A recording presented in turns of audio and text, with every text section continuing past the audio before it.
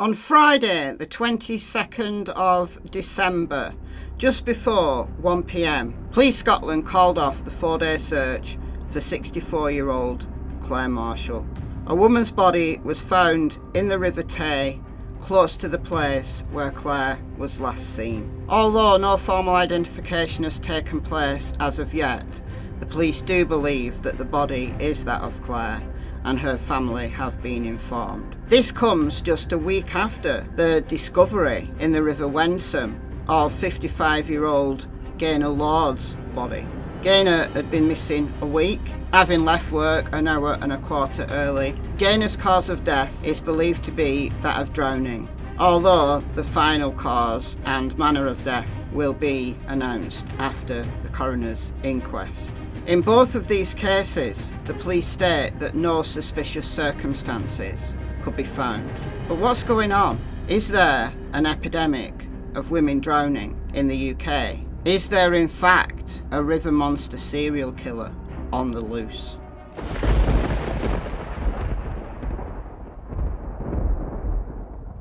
Good morning everyone, my name is Michelle, I hope you're doing well. Welcome to another video. It is Saturday morning, the 23rd of December. Before we continue, let me just remind you about Cold Case Christmas. Tonight it is the terrifying Keddy Cabin murders. And tomorrow will be our final episode, and that will be the disappearance of little Timothy Pitson. Okay, so what's going on with women drowning in the UK? Mike G from Twitter wants to know the answer to this. Seems an epidemic of women drowning.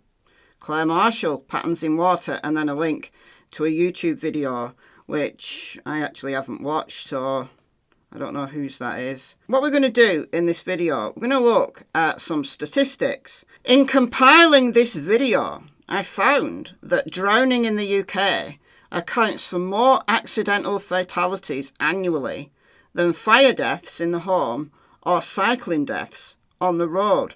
I found that really surprising. I thought there'd be more cycling deaths. As somebody who used to cycle a lot on British roads, I know just how dicey it can be at times. I've been knocked off my bike by a couple of different cars.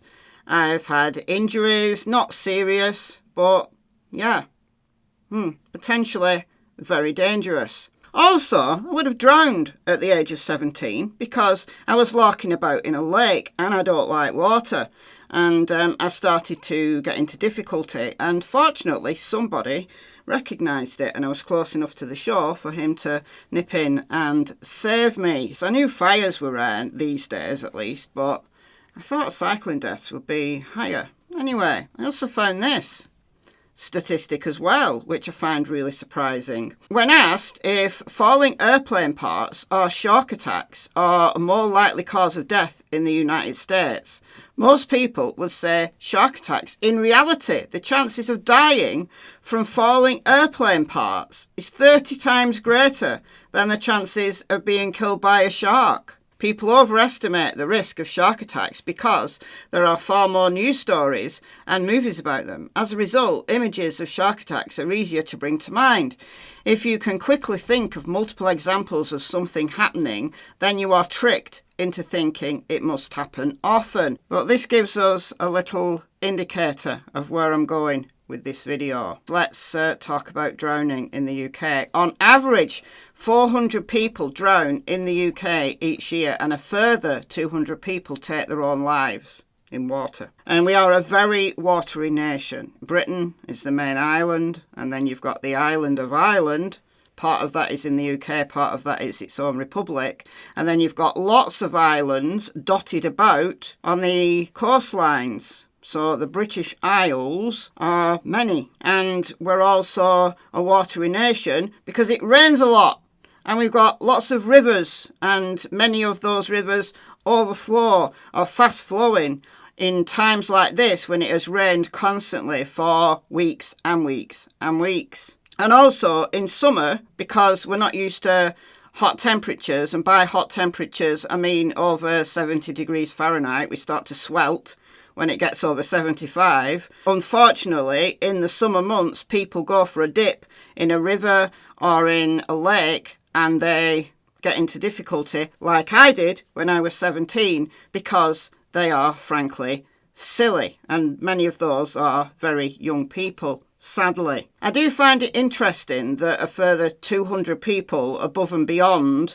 the average 400 people who drown accidentally are people who take their own life. And that could be relevant to this particular video. Digging into the statistics a little bit more, in 2022, there was 226 accidental fatalities in the UK as a result of drowning, which is a lot less than the 400 that the previous source. And by the way, I'll put all my sources in the description box so you can read them in full.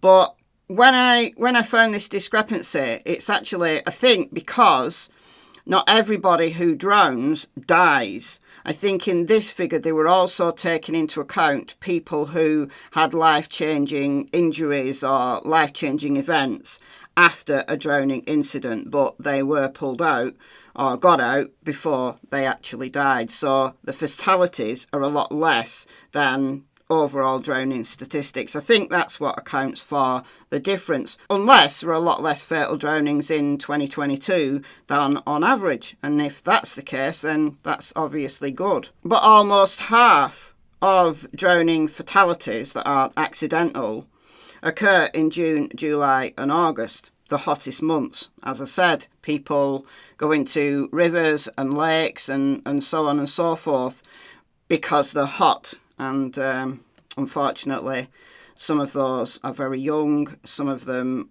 just get into difficulty not realising how dangerous water can be. Of the 226, 151 of them were from England, 45 Scotland, 22 Wales and 8 in Northern Ireland. There's many millions more people who live in England than in Scotland, Wales. I don't know about Northern Ireland, to be honest. I know Scotland's a lot less populated, so I'm wondering whether that's overrepresented. Because in Scotland, there's the lochs, and I've covered quite a number of missing persons who were last seen around a Scottish loch. Lochs are lakes in Scotland. Most of them are very deep. Not all of them, but most of them are very deep, and they get deep very quickly. They form from like crevices in like ravines and stuff, so they're very dangerous places. But inland water such as rivers, canals, lakes, reservoirs and quarries continue to be leading locations for accidental drownings, with 60% of deaths. So what's the other 40%? The other 40% must be in the sea. Again, we're an island nation. People paddle out, get into trouble, or go out on a boat and get into trouble. Also, not on this page, but from the same document, I found that 44% of people who die from accidental drowning did not mean to go into the water at all. So, although many of these drowning deaths are people who have engaged in some kind of sport on the water and got into problem, or gone swimming in water and got into a problem, 44% actually didn't intend to go in the water at all, so they fell in. So either fell in the sea, fell in a river and unfortunately died. So we could bring the case of Nicola Bulley here as an example. We'll talk about Nicola briefly shortly. Males continue to be vastly overrepresentative of accidental fatalities, and also recreational activities accounted for 58% of accident fatalities. Far more men than women drown in the UK. So the darker colour is the men, and it's spread over by age group. 0 to 9 years, it's the same. But then 10 years and up, vastly more men. Is that because men are more likely to engage in recreational activities near water than women, like fishing, for example? So you might not mean to go into the water, but you're close to water. And if you never go near water at all, your risk of drowning is zero. Let's just remember, the only possible way you can drown, either accidentally, through recreation and swimming or whatever, or walking by a waterway and you accidentally fall in, that cannot happen if you don't go near the water. If you live inland and you don't ever walk near a river, you're not going to drown, are you? I guess you can drown in your own bathtub, but given all of these statistics, men being far more likely to drown than women, well, what is it with this epidemic of women drowning in the UK? On January 27th of this year, so almost a year ago now, Nicola Bulley from St Michael's-on-Wyre, about 25 miles from where I live, same county as me, the great county of Lancashire. Nicola went missing. She was found 23 days later, about a mile downstream of where her beautiful Springer Spaniel Willow, same breed as my Cassie, was found. And still, every time I see a report about Nicola Bulley, they say the dog harness and her phone were found by the bench. They don't mention Willow. They don't mention the most important factor in this case, that Willow was right there. Anyway, at the inquest, it was deemed an accident. Personally, as I've said many times now, I do believe Nicola's unfortunate demise was an accident because she was in the middle of her everyday routine. There was no indication whatsoever that she'd gone out of her way to do something different. She was in the middle of a work call. So all things considered, for me, it does feel accidental. However, Gaynor, who went missing like 2 weeks ago. So Gaynor went missing on the 8th and then she was found on the 15th. I think that's right. And then Clare went missing on the 18th and she was found on the 22nd. As I said in a recent video, Gaynor's disappearance was way more unusual than Nicola's, in that she went out of her way to do something different. She left her work an hour and a quarter early. She dashed through Norwich city centre. She spent over half an hour at the cathedral. I don't know whether the police ever found out why she was there. I don't know. We may find out at the inquest, we may not. And then she walked through town, hurrying a little bit less, but still walking with purpose, to the park. She was seen around 4 p.m. or just after in the park doing a yoga pose. And then her belongings were found, some on the Friday evening, some over the weekend. Her coat was found in the river.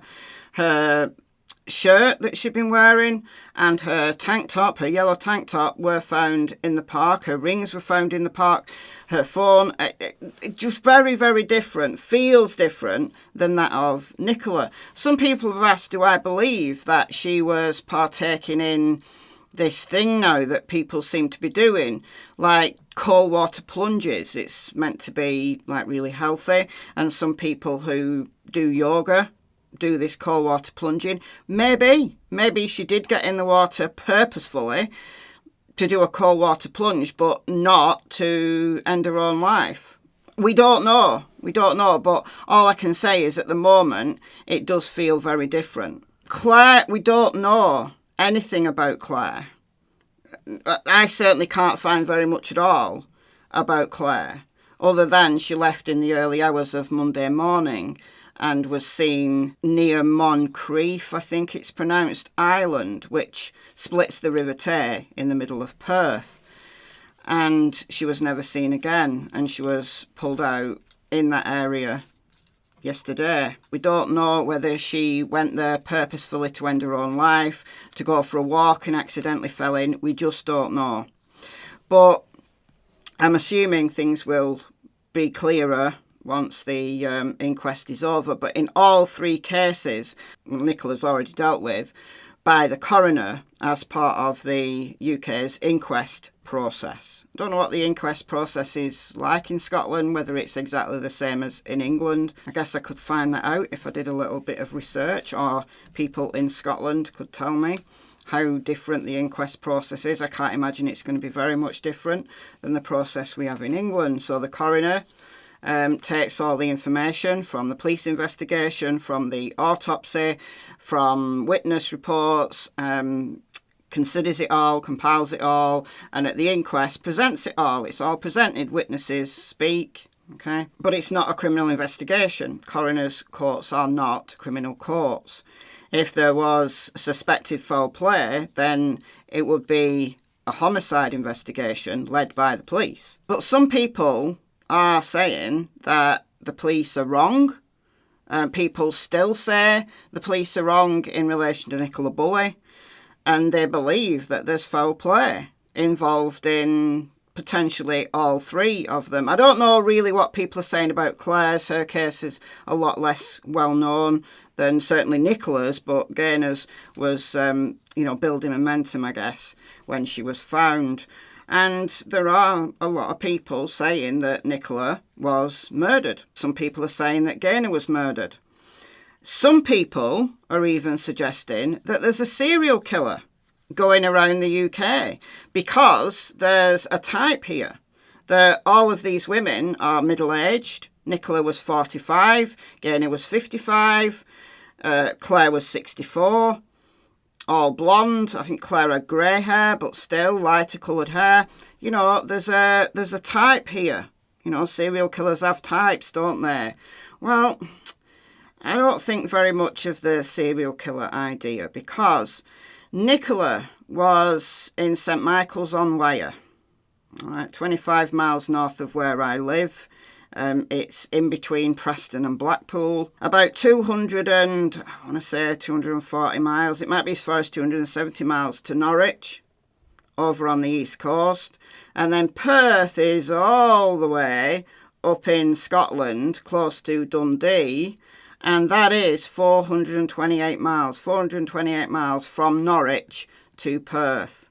So if this is a serial killer going around the UK on the off chance of finding women close to rivers that they can push in, I fail to see the practicality of that, given that these three women were all spread out the UK. Nicola, northwest England, Gaynor, east of England, and then Clare all the way up in the kind of mid-Scotland region. A serial killer going round the UK on the off chance of a light-haired, middle-aged woman who's going to be walking by a river, I find a little bit difficult to believe.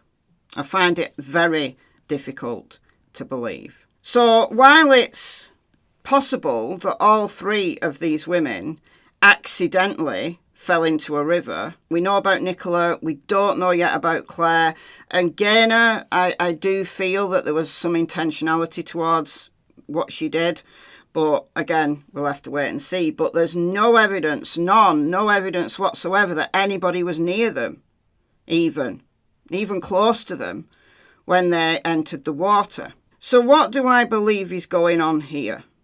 In people's minds like Mike, who thinks there's an epidemic of women drowning when that's not borne out in the statistics, yet we've got these three women who are middle-aged, who look very similar. Here's what I think's going on. The availability heuristic. I think the psychology here is a cognitive bias. And I think that the monster here is the water, because water is dangerous. And if you are walking near a river or a lake or any waterway, respect it. Yes, there are river monsters. Water. It's water. That's the monster. Respect it, because it sleeps very peacefully and looks very serene. But you step in it the wrong way and it will take your life. It will have no fear of taking your life. Respect it. And yeah, water is a serial killer.